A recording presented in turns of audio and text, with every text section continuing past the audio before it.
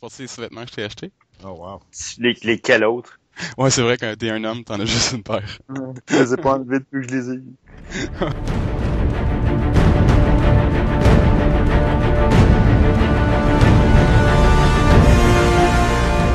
Bonjour tout le monde, bienvenue à CBTV, le nouveau réseau d'information et de divertissement sur le web. Le rôle de CBTV est d'informer et surtout de divertir à travers des podcasts, des chroniques, des nouvelles. Puis à chaque semaine, on aime passer à travers les plus grosses nouvelles du cinéma, de la télé, des jeux vidéo, des nouvelles technologies. Fait que restez branchés au courant des prochaines semaines, il va y avoir beaucoup plus de matériel, par exemple des revues de vos films, vos émissions favorites comme Arrow puis The Walking Dead, qui commencent bientôt, hein Sophie? Très bientôt. Puis plein d'autres chroniques pour que vous puissiez être à l'afflux en fait de toutes les dernières nouvelles. Puis avant de débuter, on veut vous dire un très gros merci à tous ceux qui nous suivent. CBTV débute à peine. On est là pour vous servir. Fait que si vous avez des questions au niveau du cinéma, de la télévision, des jeux vidéo, des nouvelles technologies ou de la science en général, ou simplement des questions, des commentaires sur CBTV, envoyez-les par courriel au comicbooktelevision@gmail.com. Ça va nous faire un plaisir de vous répondre aux prochaines émissions. Mais là, imaginez pas que je vais faire ça tout seul, là. Alors, je vais vous présenter les voix dans ma tête. Cette semaine, avec nous, on a notre correspondante télé, la terriblement charmante Sophie La Terreur. Mamie Soso, ça va bien? Salut? Oui, très bien. Excellent. Aussi avec nous, notre expert en bande dessinée et nouvelles technologies. Les médecins disent qu'il est maintenant stable, le patient numéro 29, Mr. Phil. C'est moi, ça? Oui, c'est toi. Good, Puis, good. puis l'homme au pouce magique, notre gamer maison, Domtar. Oui, bonjour, Dominique. Fait qu'à chaque semaine, on aime passer à travers les gros points de l'actualité en commençant par le cinéma. Puis on va commencer par la grosse nouvelle qui est sortie, Jason Bird qui a été choisi pour jouer le rôle de Lex Luthor dans le film de Man of Steel 2 de 2016, le film tant attendu, maintenant encore plus attendu parce qu'ils vont le repousser d'un an, de Batman contre Superman. Wow, Jesse Eisenberg. Je m'attendais pas à lui du tout. De toutes les personnes encore une fois, de toutes les personnes qui auraient pu prendre pour se prendre un acteur dans ce film-là, c'était quelqu'un qu'on s'en attendait pas. J'aurais dû m'en attendre que je m'en serais pas attendu. Ouais, non, mais écoute, avec tous les gros noms qui sont sortis, comme Mark Strong, qui a joué Sinestro dans le mauvais film de Green Lantern, il y a eu Bryan Cranston, qui jouait dans Breaking Bad, tous des gars chauves, là. Il y a eu même Tom Hanks, un nom qui était sorti. C'est tous des gros noms, mais ils sortent le kid de Social Network. C'est ça, ça aurait pu... N'importe qui de ces trois-là aurait pu être très bon pour faire Lex Luthor. C'est pour ça que je comprends pas le pic de Jesse Eisenberg, mais il est bon pareil. Je le vois juste pas en Lex Luthor. Avez-vous vu le Social Network, le film de Facebook? Je n'ai pas vu, mais j'ai entendu parler. Apparemment que c'était très bien. Mais oui, je sais c'est qui cet acteur-là. Puis honnêtement, moi aussi, je pense que j'étais un peu surpris par rapport à ça. Là, je le voyais pas dans un rôle comme Lex Luthor. Puis Sophie, toi qui es une fan de zombies, je devine que c'était un de tes films favoris, Zombieland? Oui, j'ai très bien aimé celui-là. Qu'est-ce que tu penses de sa sélection comme Lex Luthor? Ben, ça me surprend un peu, mais on va voir ce que ça va donner, parce qu'il est pas un mauvais acteur, fait que il pourrait peut-être être même très bon. Ben, je le trouve pas menaçant, moi, je te dirais. C'est vrai qu'il a pas l'air trop menaçant comme... Ouais. C'est ça, c'est sa personnalité, surtout dans les films. On dirait qu'il est un peu pogné, quelqu'un d'assez comme nerveux puis timide. C'est son rôle dans la plupart des films qu'il joue. Puis il me semble Lex Luthor, faut qu'il soit comme sûr de lui, vraiment qu'il soit arrogant. Ouais, exact. Mais oui, moi, la façon que je le vois, en fait, c'est qu'ils vont le prendre puis qu'ils vont le glorifier au niveau du public, au niveau du peuple, puis qu'ils vont même l'adorer, puis c'est quelqu'un de super charmant, puis que les gens vont vraiment aimer, puis qu'il va prendre la compagnie de son père après son décès, ou quelque chose comme ça. C'est quoi son nom? On l'avait vu dans Smallville, Lionel Luthor, son père? Bon, ben, c'est ça, on pourrait le voir décéder, puis là, la compagnie est cédée à lui, puis il est jeune, puis les gens, ils l'aiment, puis en plus, il est contre Superman, parce que la ville a été détruite, puis peut-être que son père est mort dans la destruction. J'ai hâte de voir parce qu'il est très jeune. Si t'enlèves le fait que c'est Jesse Eisenberg, fais juste prendre le fait qu'il est très jeune puis ce qu'il représente. Ça veut juste dire qu'ils vont prendre le rôle de Lex Luthor puis qu'ils vont le changer énormément. Ben, ils n'ont pas le choix parce que déjà que Batman est censé être un vétéran, un super-héros vétéran dans ce film-là, et aussi le Superman, il est pas jeune non plus. Donc c'est pour ça que ça me surprend qu'il y ait pris quelqu'un qui a l'air aussi jeune que lui, quand Lex Luthor devrait être à peu près dans leur même groupe d'âge théoriquement. Regarde ce qu'ils ont fait dans Amazing Spider-Man, dans le fond le deuxième deuxième. Le méchant, le fils du riche, c'est un emo, là. Harry Osborn, dans le fond, ils l'ont vraiment changé, mais il est dans la même catégorie d'âge, pareil, là. Mais là, il va falloir qu'il rase ses cheveux ou il garde ses cheveux? Non, il va falloir qu'il rase ses cheveux. Tu peux au moins respecter ça. Tu peux avoir un Lex Luthor pis des cheveux, là, ça se fait pas. Moi, je suis pas d'accord. Moi, je dis qu'on s'en calisse. S'ils prennent justement son personnage puis qu'ils changent, qu'il ait des cheveux ou non, c'est pas ça qu'on s'en va voir, là. C'est pas Gene Hackman pis c'est pas Kevin Spacey, là. C'est pas ce personnage-là qu'on s'en va voir, là. Non, mais Lex Luthor, vous que pas mal qu'il soit les choses. Sinon, Superman pourrait être roux, Batman pourrait être un asiatique. T'as-tu dit qu'il pourrait avoir un super-héros roux, Phil? Oui. Sophie, est-ce que tu votes oui ou non pour ses cheveux? Ben oui. Garder ses cheveux? Non, faudrait qu'il rase. Ouais, il est bouclé il est pas très menaçant, quoi. Non, ça a l'air plutôt innocent, un petit gars bouclé avec les cheveux un petit peu longs. Dominique, tu te mets dessus contre moi, toi, avec, ou Non, ben, je veux dire, faudrait qu'il se rase parce qu'avec c'est sûr que ses cheveux en boucle, il a l'air un peu à la Zombieland, introverti, un petit peu le petit gars, là, qui n'a pas trop vécu, là, qui a pas beaucoup de vécu comme un vilain comme Lex Luthor devrait avoir. Mais encore une fois, on va-tu voir Lex Luthor pour le voir rasé ou avec un fro sur la tête, je sais pas. Gars, écoute, moi, personnellement, je m'en vais pas voir Batman contre Superman pour voir les cheveux de Lex Luthor. Je m'en vais surtout voir Ben Affleck péter la gueule de Henry Cavill. Je parle de sa carrière, là. C'est bon, ça. Puis en parlant d'Henry Cavill, Phil, qu'est-ce que tu penses que Jesse Eisenberg va avoir l'air face à face, nez à nez, devant Henry Cavill? Ben, en fait, nombril à nez, parce qu'ils ont pas la même grandeur du tout. Ben, ils ont pas la même grosseur non plus, donc il va avoir l'air très maigri. Ben, j'espère pour lui qu'il va prendre un petit peu de poids au moins, parce que sinon, je m'excuse de Henry Cavill, il va le manger. Il va le perdre dans son poil de chest. Pour ceux qui ont vu Man of Steel, ceux qui n'ont pas vu Man of Steel, beaucoup de poils de chest. Puis tu parlais en plus la semaine passée que Wonder Woman était trop maigre. Au moins, lui, c'est un acteur, là. C'est un acteur légitime, tu sais, où la fille Gal Gadot, elle avait fait, Fast and the Furious 6 puis that's it. Au moins, lui, c'est un acteur, là. Ouais. Si tu prends Heath Ledger, je reviens souvent avec Heath Ledger. Heath Ledger, quand il a été choisi pour faire le Joker dans Dark Knight, là, l'Internet a brûlé parce que c'était le Joker, le cowboy gay qui allait être le Joker. Puis tu regardes le rôle, la performance qu'il a donné. Puis il était jeune en plus. Pas qu'il venait de nulle part par contre. Il avait pas le même parcours. Mais je suis prêt à lui donner une chance. C'est sûr, je vais aller le voir. Mais là, c'est parce que maintenant, j'aimerais ça qu'il arrête de casser des rôles ridicules comme prendre, je sais pas, moi, pour apprendre. Matt Damon dans le rôle d'Aquaman. Non, ils vont prendre Pee Wee Herman pour faire le rôle de Metallo. Channing Tatum dans le rôle de Gambit. Il y a une des productrices des films de X-Men en fait qui veut vraiment faire un film de Gambit. Puis elle a dit que Channing Tatum avait déjà accepté de jouer, mais que les studios Fox en fait eux, ils avaient pas encore donné leur go. Dominique, t'écoutais les X-Men animés quand t'étais petit? Un petit peu, ouais. Ouais. Est-ce que tu te souviens de Gambit? Oui. Il était sa coche, gars-là. Il était très sa coche.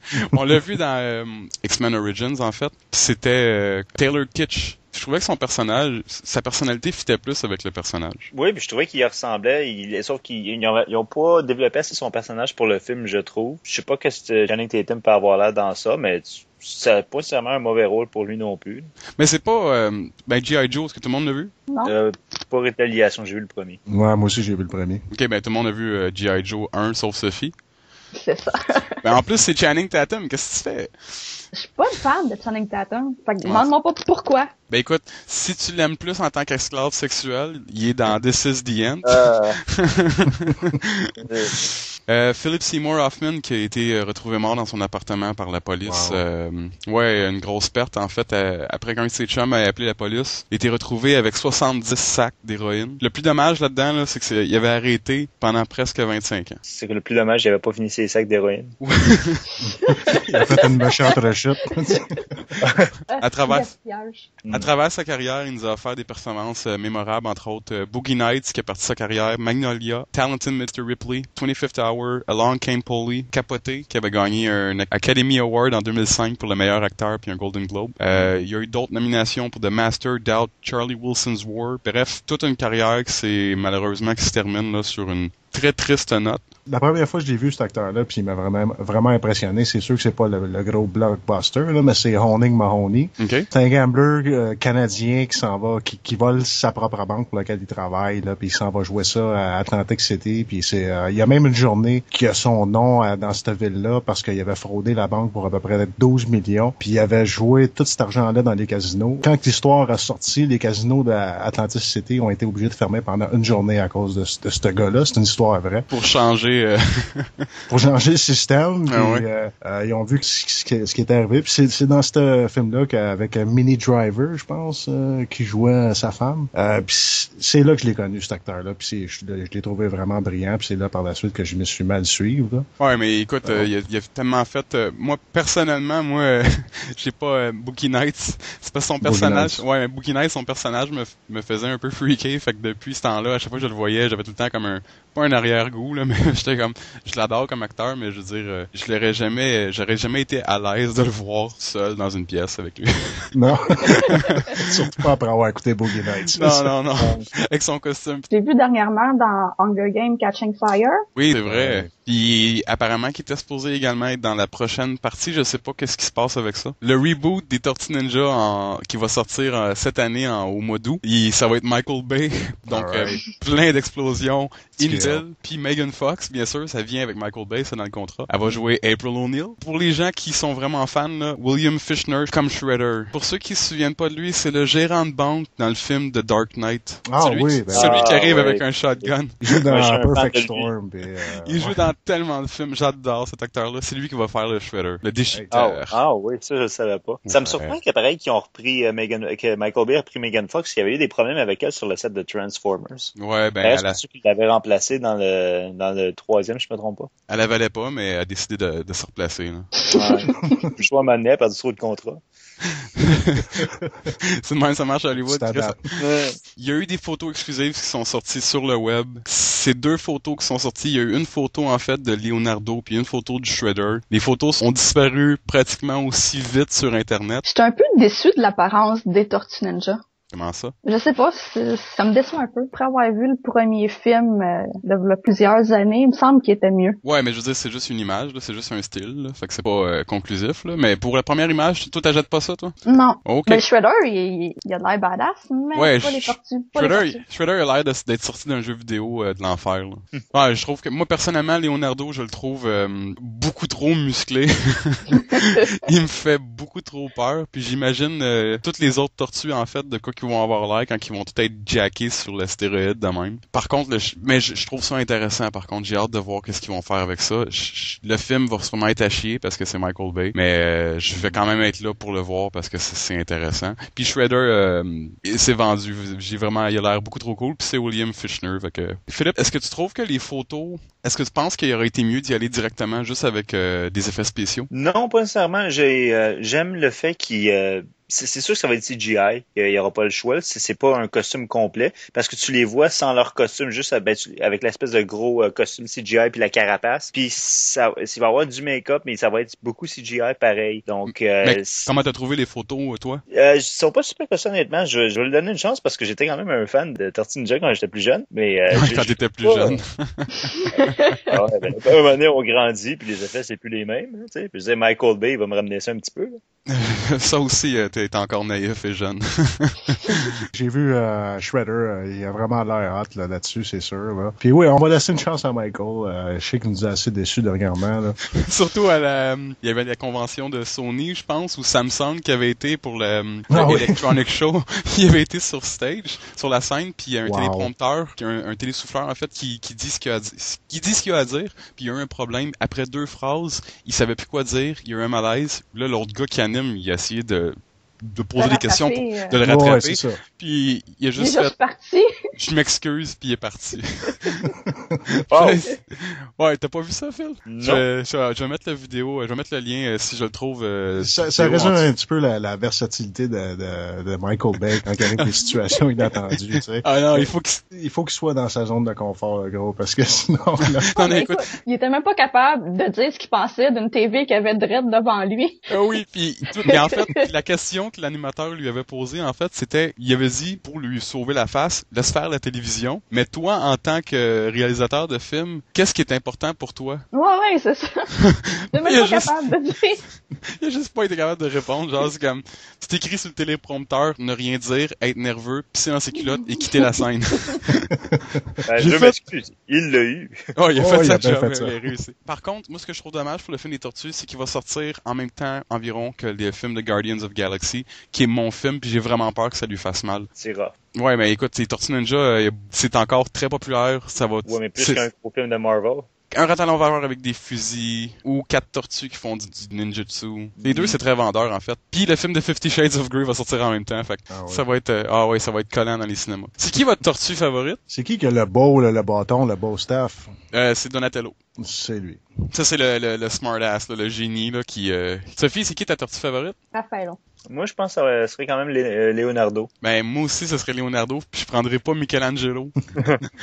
Parlant de Michael Bay, justement, en fin de semaine, il y a eu le Super Bowl. Il y a eu beaucoup de bandes-annonces qui sont sorties, en fait, des nouveaux films de cette année. Finalement, on a eu droit à une bande-annonce de Transformers Age of Extinction, qui est le 4e film de la franchise, qui va sortir le 27 juin 2014.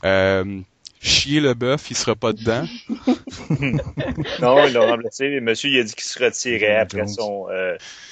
il s'était fait accuser de faire du plagiat sur un script de quelque chose. Je me rappelle même plus pourquoi. Mais c'est ça, ce sera pas Chier le bœuf qui va jouer dedans. Ça va être Mark Wahlberg qui va être la vedette du film. Je pense que c'est un bon move. Je pense que ça va être une belle direction. Qu'est-ce que tu t'attends de Transformers? As-tu été une fan de la franchise? Non, pas vraiment. J'ai pas vraiment accroché ces films. Mais avec Mark Wahlberg, ça va-tu te pousser à y aller maintenant? Sûrement. Je vais voir. Je vais lui donner sa chance. Ben, c'est sûr que Mark Wahlberg, j'ai toujours aimé ses films. Je trouve que c'est un bon acteur dans Ted spécialement. Oui, le film bon de Seth MacFarlane qui est avec l'ourson parlant. Ah, oui. c'est tellement drôle. Exact.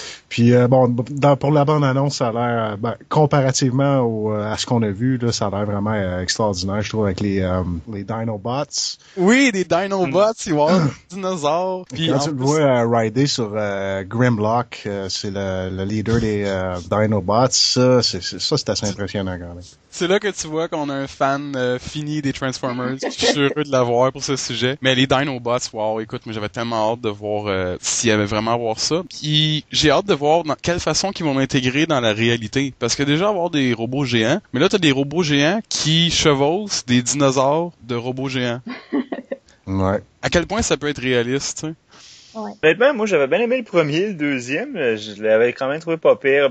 Ils m'ont perdu un peu rendu au troisième. Honnêtement, il a l'air bon, mais les Dinobots, je sais pas qu'est-ce que j'en pense. Je vais aller voir le film, c'est sûr, pareil. C'est ce que je me dis également de l'opinion générale. Pas les gays comme nous, pas comme ceux qui aiment la science-fiction, tout ça. L'opinion générale vont voir les dinosaures, puis les dinosaures en robot, puis ils vont juste faire comme... Ok, that's it, là, c'est fini pour moi, là.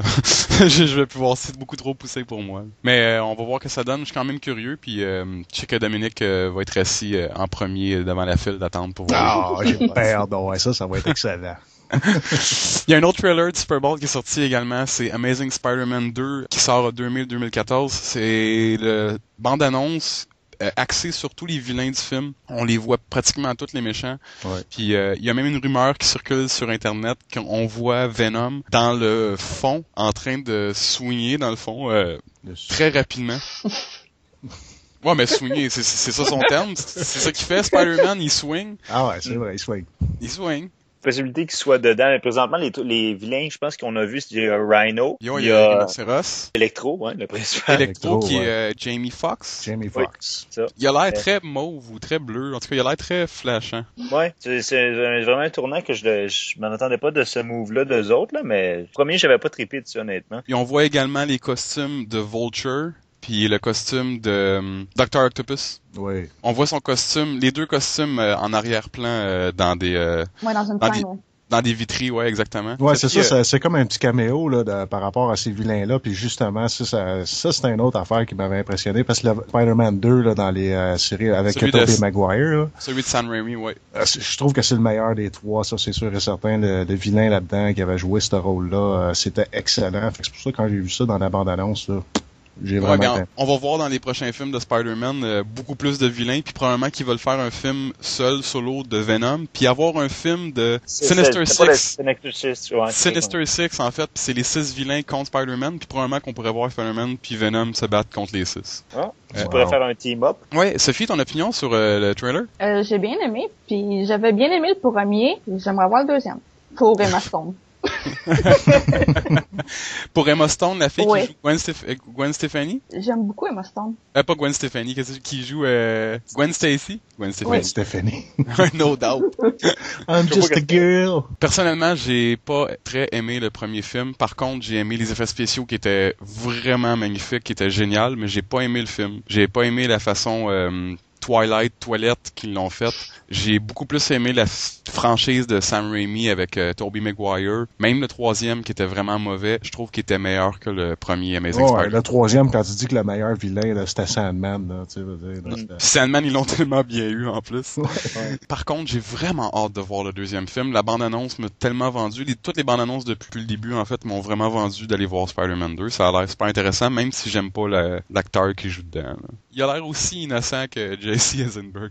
Ils se sont vraiment basés sur le Ultimate Spider-Man. Ils ont appelé ça Amazing Spider-Man, mais ils se sont vraiment basés sur la BD Ultimate Spider-Man pour faire l'histoire de ceux-là. Sauf que dans la BD Ultimate Spider-Man, puis corrige-moi si je me trompe, c'est pas Peter Parker, c'est un black, c'est un noir qui est Spider-Man. Dans la série animée également, qui est Ultimate Spider-Man, c'est supposé être le même black, mais non, parce que ça vend pas apparemment. Fait que ils ont mis Peter Parker parce que c'est le seul Spider-Man que les gens ils vont accepter. En parlant de Marvel, justement, Thor 3, je sais que la plupart des gens ici ont tous été des fans des films de Thor, oui! Allô? Avez-vous aimé les films de Thor? Oh oui. C'était correct. Simplement, c'est tout. Je sais que Sophie va me backer en disant qu'il était vraiment bon parce que Chris Hemsworth, le sexy Chris Hemsworth était là. Ouais. Puis il y a le deuxième film, en fait, on a une scène de pas de chandail qui dure 5 secondes, qui est complètement inutile et qui sert à rien au film. Mais on est tellement heureux qu'il soit là dans le film, pas de chandail. J'ai reçu une question, en fait, de quelqu'un qui nous écoute sur jaser.ca qui s'appelle Sully12. Puis ça demandait pourquoi on voyait pas Spider-Man avec les Avengers ou les X-Men au cinéma. Phil, t'es pas mal notre expert en bande dessinée. Je sais que les studios cinéma... Sony a Spider-Man. Sony a Spider-Man. Fox a Fantastic Four et X-Men. Oui. Puis Marvel Disney a Iron Man, Captain America, Hulk. En fait, Hulk, c'est un peu compliqué, mais Hulk, les Avengers, Thor, tout ça, c'est Disney. Fait que la raison pourquoi on peut pas voir Spider-Man avec les Avengers, comme dans les bandes dessinées ou dans les séries animées, c'est parce que les studios, ils seront jamais d'accord, en fait. Tu verras jamais Marvel s'asseoir avec Sony puis dire, OK, ben là, dans cette scène-là, Spider-Man, il va venir sauver la fille. Puis là, tu vas voir le monde de Disney dire « Ouais, mais je trouve que Iron Man, il n'y a pas assez de temps de scène. » Puis Thor, en fait, il dirait pas ce genre de choses-là. Puis pourquoi Captain America, il est pas là? Puis il y a la question de l'argent également. Par contre, certains crossovers qu'on appelle, en fait, peuvent arriver comme Fox ont la série X-Men. Ils ont également la franchise Fantastic Four. C'est ça, donc on pourrait avoir un X-Men dans Fantastic Four. Ça pourrait être quelque chose qui pourrait arriver. Oui, parce qu'ils font un reboot de la série, je pense, d'ici 2 ans. Comme ça, ils vont pouvoir intégrer même des nouveaux personnages de X-Men, parce qu'avec X-Men Days of Future Past puis les prochains films de X-Men, ils veulent en fait refaire la série également avec des nouveaux acteurs. Ils vont pouvoir faire ça. Est-ce qu'il y a un personnage dans un des studios que vous aimeriez voir faire un crossover puis foutre une volée à un autre personnage? Moi, j'aimerais ça, honnêtement. Je pense, ça a peut-être l'air cliché, mais je pense que j'aimerais ça que Johnny Storm il fait son fraîché puis qu'il arrive en pleine face devant Wolverine qui est dans un bar, qu'il le remette à sa place. Par contre, Wolverine, d'ici ce temps-là, ça sera probablement pas Hugh Jackman. Non. Moi, ce que j'aimerais voir, puis ce que je trouve qui est le plus ridicule par rapport à ces studios-là, en fait, Hulk contre Wolverine. Ça n'a pas de sens. On veut pas voir Hulk contre Wolverine au cinéma parce que dans les bandes dessinées, le personnage de Wolverine a été créé dans la bande dessinée de Hulk pour pouvoir arrêter le Hulk parce qu'il y avait rien qui était capable d'arrêter le Hulk. Oh oui, c'est ça. C'était pas une invention du gouvernement canadien, en fait, ça? Ouais, c'était un mercenaire canadien. Je trouve ça très dommage qu'on peut pas voir Hulk contre Wolverine au cinéma. Je verrais tellement Hugh Jackman se battre contre le Hulk au cinéma, ça serait génial. Ouais, j'avoue que ça aurait pu être bien. De là à savoir s'ils vont le faire, c'est une autre chose. Ce serait cool. Laisse-moi rêver. Va chier, laisse-moi rêver. Non. T'as assez rêvé. Il n'y a plus de rêve pour toi, je m'excuse. T'as rêvé assez pour tout le monde. Bienvenue dans le monde réel, mon chum. Cette semaine, les sorties au cinéma, Robocop va sortir cette semaine. Les vieux Robocop, ça a été des meilleurs films de mon enfance, puis j'attends juste à avoir le reboot, là, si on veut, là, du nouveau film avec les nouveaux effets spéciaux, là, pour pas voir le motion stop and go pour le robot comme là. Avec du sang tellement irréaliste, mais qui était tellement cool à voir, pareil. Exactement. Puis le début, l'intro dans le premier, le gars dans le bain d'acide, puis tout ça, puis il se fait tirer juste à temps qu'il n'y ait plus d'os, là. En tout cas, écoute, j'ai bien hâte de voir ça. Sérieusement. Ouais, mais ils vont pas le faire aussi violent. Non, c'est ça. À tous, là. Exactement, ouais. Dommage, je trouve. Oui. Tant en vedette Joel Kinnaman dans le rôle de Robocop, Samuel Jackson dans le rôle de tous les noirs de tous les films, et également le film de Lego qui va sortir cette semaine dont j'ai très hâte. Avec Chris Pratt, Will Ferrell dans le rôle du méchant, je me trompe pas, Morgan Freeman, Elizabeth Banks, Will Arnett dans le rôle de Batman, Liam Neeson, Channing Tatum encore une fois. Qu'est-ce que vous avez pensé de la bande-annonce? Ça a l'air bien. Je veux le faire écouter aux filles parce qu'ils ont bien aimé la série Ninjago. Oui, ben toutes les séries sur Télétoon de Lego en fait, Ninjago puis la légende de Shima. Parce que quand t'as des enfants, il faut que tu restes au courant de ce qu'ils écoutent. La bande-annonce, c'était bon. C'est sûr que les acteurs qui font les voices, ça a l'air vraiment... C'est un bon cast, là, avec Will Ferrell spécialement. Là. Un de mes acteurs comiques favoris, c'est bien lui. Là, fait que je pense que ça devrait être bien. Personnellement, n'importe quel film avec Morgan Freeman, ouais. j'aille le voir. Puis même Chris Pratt. Puis moi, je suis un fan fini de Batman. Fait que quand Will Arnett. Will Arnett, oui, mais je veux dire surtout de Batman. Écoute, quand j'ai vu la première bande-annonce de ce film-là, j'ai vraiment trouvé ça très drôle. Ça a l'air très bien, honnêtement. C'est sûr que ça, j'ai le goût d'aller le voir. Ça a l'air d'être bien fait, ça a l'air d'être fait drôle, puis un peu ridicule dans le sens. Mais le fait qu'ils ont donné comme une grosse partie à Batman dans le film, c'est assez impressionnant. Il va y avoir beaucoup d'autres super-héros aussi d'ici. Il va y avoir Superman, Wonder Woman qu'on a vu dans la bande-annonce également, qui était très drôle. Puis tous les jeux de Lego qui sont très populaires. Il y a les jeux de Lego de Batman, il y a les jeux de Lego de Harry Potter, de Lord of the Rings. Il y en a plusieurs, justement, tu vois Gandalf dans des... Star Wars, ben oui, Lego Star Wars qui a été probablement un des meilleurs. C'est tellement des jeux, il y a pas de violence. Tu sais, quand le gars il perd, il pète en morceaux. Là. Fait que non, tu t'attends pas à avoir du gore là dans... Quoique ça serait quand même surprenant. Ouais, comment tu veux qu'un morceau de plastique se mette à saigner, là? Donne-nous 5 minutes avec le patient 29, il va s'arranger. Ouais, tout est possible avec le CGI aujourd'hui. Ou pas CGI. À chaque semaine, on discute puis on échange violemment sur un sujet. Et cette semaine, avec le film Lego justement qui sort, on se demandait, vous, c'est quoi votre film d'animation favori? On en a tellement, puis il y a tellement de mentions honorables. Phil, c'est quoi ton film d'animation favori de tous les temps? Oh, t'as un peu, là. Une grosse question, ça. C'est une très grosse question, surtout parce que là, on parle un fan de bande dessinée puis de films d'animation, fait que... C'est ça, fait que je sépare-tu le film de bande dessinée puis film d'animation? Non. Ton film d'animation favori. Ah, c'est rough. Je pense, honnêtement, j'hésiterais pas mal en Justice League, le Flashpoint Paradox. Oui.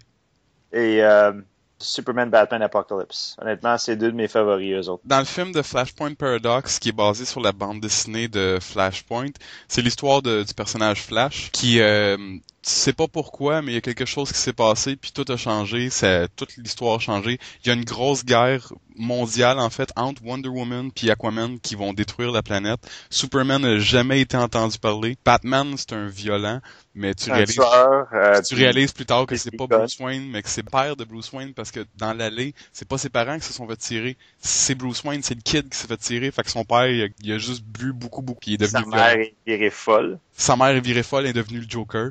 Puis Batman, Superman, Apocalypse, qu'on attendait beaucoup quand il est sorti également. Qu'est-ce que t'as aimé le plus de ce film-là? Ils ont tellement bien écrit le script, les voix sont bien placées aussi. Kevin Conroy fait Batman en plus dedans, que c'est mon Batman. Ah ouais. Mais le fait que tu vois Batman, Superman puis Wonder Woman, les trois sont dans le film puis ils jouent très bien leur rôle puis l'histoire est bien bâtie, honnêtement, c'est... Et encore une fois, l'animation est bien faite. DC Comics font des films d'animation égales, à qualité égale que les films de Marvel en réel, en fait, avec des vrais acteurs. Ils sont tellement bons, c'est des bijoux, sont de loin bien meilleurs que leurs vrais films de DC, de Man of Steel, même si je l'ai bien aimé. Les films d'animation de DC, c'est des vrais bijoux. Ils sont durs à battre. C'est pour ça, honnêtement, s'ils feraient des films basés là-dessus, je pense que ça serait une formule gagnante. Dominique, ton film d'animation favori? Moi, j'en avais quelques-uns, mais moi, j'ai bien aimé en 2007 la sortie Beowulf. Beowulf, ouais, avec Angelina Jolie. Exactement, Angelina Jolie qui joue la mère, en fait, de Grentel, le troll là, qui tue tout le monde au début, là, tu sais, le gros méchant. Là. Les acteurs qui étaient là-dedans, ils étaient quand même bien. Le jeu d'acting, c'était pas ce qu'il y a de plus extraordinaire. faire, là, mais t'as Anthony Hopkins, il y a John Malkovich aussi qui joue là-dedans. Il y a un bon cast pour faire ce film-là. Puis le directeur, Robert Zemeckis, qui le connaît pas, ce directeur-là, un de mes directeurs favoris, entre autres Back to the Future, ou Frame Roger Rabbit aussi, ça c'est bonne animation. Ça a bien été livré, Beowulf, l'intonation de sa voix, c'est fantastique. Je trouve que ça a bien déroulé, puis ça a été un succès. Puis je vais pas finir avec toi, Sophie, parce que je veux passer avant toi, parce que avant qu'on parle de ton film, c'est probablement Bambi. Je veux parler de mon film avant. Ça a été très, très difficile, puis j'ai pensé... écoute, on parle de mention honorable. Le Roi Lion, ça a été probablement le film d'animation le plus génial de l'histoire. Par contre, c'est pas mon film favori. Mon film favori d'animation, c'est Wall-E. Wall-E, écoute, faut avoir beaucoup de cran pour pas faire de dialogue pendant 45 minutes. Puis le film était très bon. Il était beau, il était bon, puis en plus, le Wall-E est tellement adorable, c'est difficile de pas s'attacher à lui. Puis à partir du moment que tu vois l'humanité, ça c'est la deuxième partie du film. Quand tu vois le futur de l'humanité. Ah, c'est drôle. On est tous des gros porcs qui se regardent pas. C'est tellement réel. Ça a du sens. Pour les gens qui ont pas vu le film Idiocratie, qui est l'histoire d'un gars un gars bien ordinaire, un peu épais, qui se fait congeler, qui était supposé être congelé une journée, mais qui se fait congeler 1000 ans, qui se réveille, puis qui est l'homme le plus intelligent de la planète. Les gens ne consomment plus l'eau, remplacent l'eau par du Gatorade, même pour arroser l'agriculture. Puis ils se demandent pourquoi tout meurt. Ah non, puis là, ils disent, mais pourquoi tu prends pas de l'eau? De l'eau, l'affaire qu'il y a dans les toilettes. C'est exactement ce genre de situation-là qu'on voit dans Wall-E, puis j'ai trouvé que c'était tellement beau, bien fait, puis triste, puis ça m'a touché. Je l'ai vu des dizaines de fois, j'ai adoré. Fait que, Sophie, c'est quoi ton film favori? J'ai beaucoup hésité parce que j'en ai vu pas mal en ayant des enfants. en ayant quatre princesses à la maison. C'est ça, mais un de mes préférés, je l'ai vu dernièrement, ça fait pas si longtemps que ça, je l'ai vu, c'est, vu que je suis fan de la série de jeux Resident Evil Damnation, c'est le deuxième de la série. Il y en a eu deux, même des films comme ça. Encore mettant en vedette Leon, qui est un des personnages du jeu. Puis ces deux films-là sont tellement plus intéressants que la série de films Resident Evil. Ouais. Ils sont tellement mieux. Beaucoup mieux. Mais vu que c'est de l'animation, t'as un peu moins de soucis. Ça passe mieux. Oui, ça passe beaucoup mieux. Puis dans celle-là, tu vois beaucoup de Tyrant puis de Lickers. Fait qu'en étant fan de la série de jeux, puis là, tu dis, ah oui, puis il y a Ada dedans. C'est dur à battre quand elle est là. Moi, Resident Evil, là, je me souviendrai toujours sur le PlayStation 1 quand ça avait sorti pour la première fois. Là, ça avait révolutionné un petit peu le monde du jeu vidéo. Puis c'est vraiment fantastique. Là. PlayStation 1, moi, tu me ramènes à Twisted Metal. Twisted Metal, c'était le jeu Final Fantasy VII. Ouais. Non, j'ai encore plus abusé de Twisted Metal avec, je pense, le 2 avec Paris, puis tu pouvais détruire Paris. Là. La Tour Eiffel. Là. Ah, wow. Ah oui, c'était Twisted Metal, c'était mon classique. Est-ce que vous avez des mentions honorables également? Ben, j'ai le film aussi, je sais que c'est cheesy un peu, mais The Incredible. Ah, The Incredible, c'était tellement... Puis c'est un des films que je trouve le plus dommage, puis what the fuck? Comment ça, il n'y a pas eu de suite? C'est une très bonne question, ça. Parce qu'en plus, ils ont fini le film pour ça. C'était les mole people, là, les gens, les taupes, les hommes taupes. C'était un bon film. J'ai aimé les expressions du visage qui étaient relativement nouveaux là, dans The Incredible. On n'avait pas vu ça avant. Puis on dirait que ça a été pas le point d'inspiration, mais la tendance à suivre par la suite pour toutes les autres animations. Mais c'était probablement un des films de super-héros tout confondu, là, pas juste animation, mais tout film de super-héros confondu, où ce que t'intégrais le plus la famille et la responsabilité d'être un super-héros. Oh oui, absolument. Là, tu le vois 15 ans plus tard, il est en train de travailler là, dans son bureau. Il travaille dans un bureau, puis il essaie de pogner les nerfs. Il vole à son boss.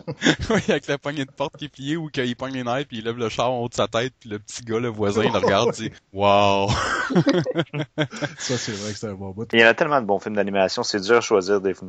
Puis écoute, les Cendrillon, les Blanche-Neige, les... Pour les films de princesse, les films de filles, ça serait Brave, Rebelle. Ah, oui. Parce que c'est une des premières qui va dire à ses parents « Fuck off, je me marie pas, peu importe ce que vous allez dire. » Ah, moi, un film de princesse, j'avais plus aimé celle avec les cheveux longs.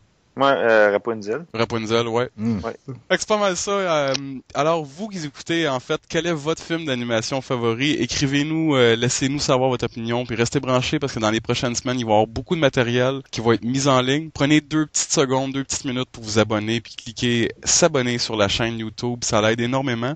Suivez puis partagez nous sur Facebook. Écrivez-nous par courriel. Merci aux voix dans ma tête. De rien. Il n'y a pas de quoi. Puis vous qui écoutez, encore un gros merci d'être là, puis votre support, vous êtes génial. Puis on se revoit la semaine prochaine, puis d'ici là, amusez-vous!